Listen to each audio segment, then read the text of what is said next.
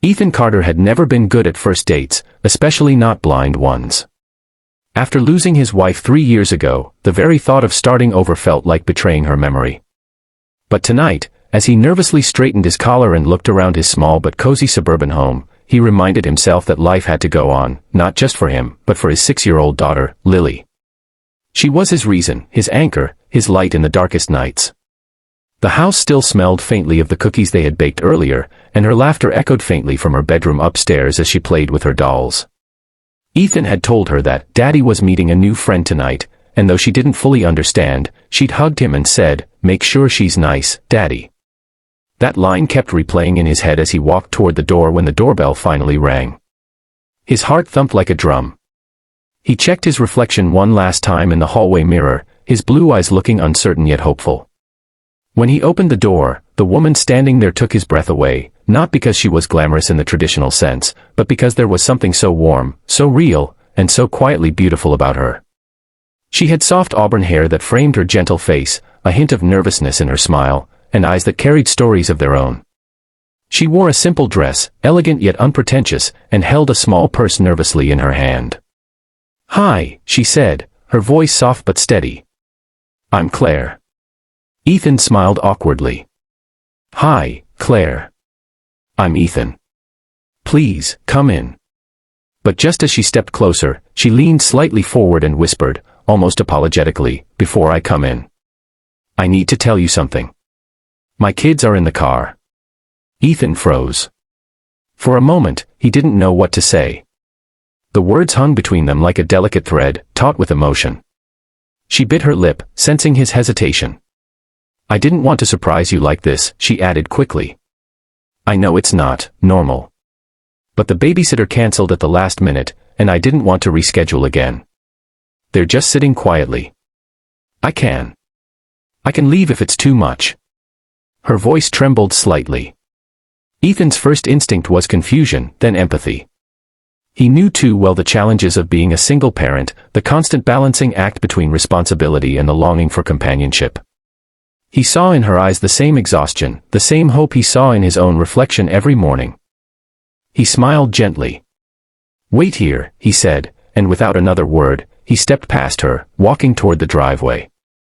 When he looked inside her car, 2 small faces peeked back at him, a boy of about 8 and a younger girl, maybe 5, both clutching small stuffed animals.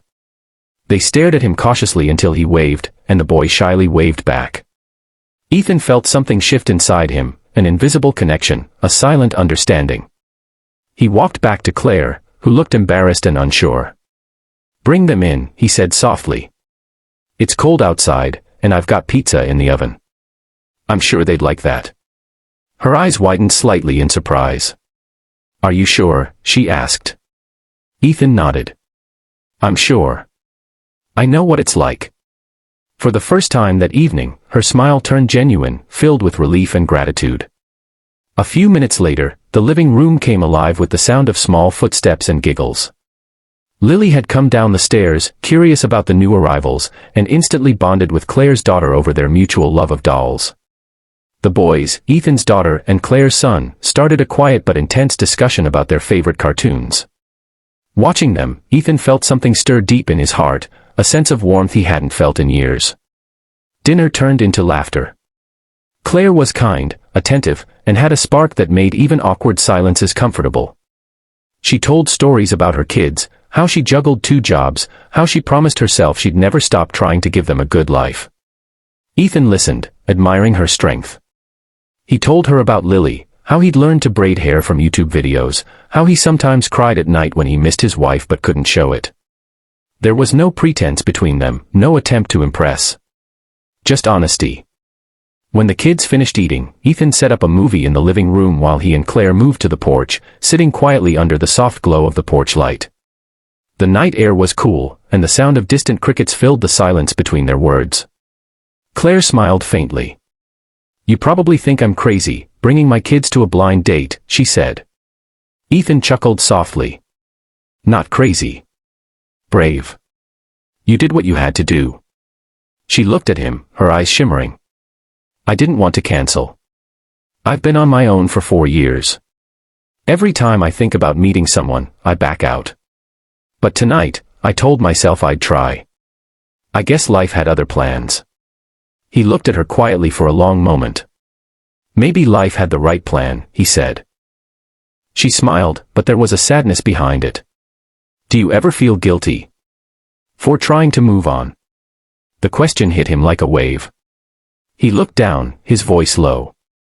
Every day. My wife passed suddenly. For the longest time, I felt like even smiling was a betrayal. But I realized that love doesn't die. It changes shape. And if we close ourselves off forever, we're not honoring their memory, we're freezing it in time. Claire's eyes glistened with tears. That's beautiful, she whispered. I wish I could see it that way. He turned toward her, his gaze soft but steady. Maybe you will. Maybe tonight is a start. For a while, they just sat there, two wounded souls finding quiet comfort in each other's presence. Inside, the children had fallen asleep on the couch, tangled in blankets, the movie still flickering on the TV screen. Ethan looked through the window and smiled. They look happy, he said. Claire nodded. They haven't laughed like that in a long time. Her voice broke a little, and without thinking, Ethan reached out and gently took her hand. She didn't pull away.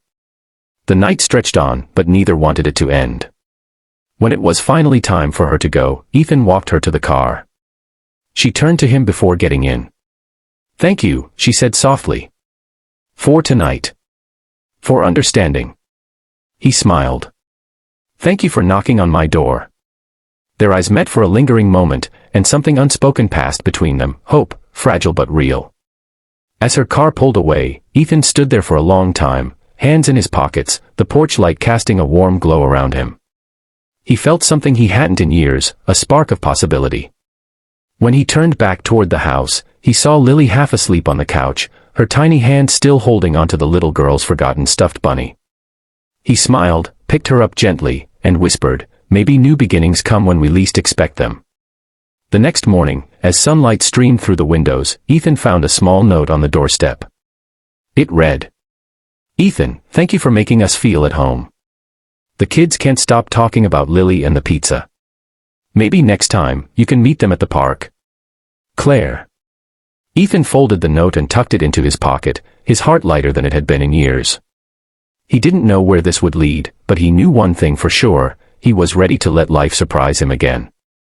And for everyone watching this story, remember this, sometimes, love doesn't come wrapped in perfection. It comes in small moments, unexpected connections, and second chances. If you've ever felt broken, lost, or afraid to start over, take this story as a sign, it's never too late to open your heart again. So, if this story touched you, don't forget to like, share, and subscribe to our channel for more heartwarming stories that remind us all, hope lives in the most unexpected places.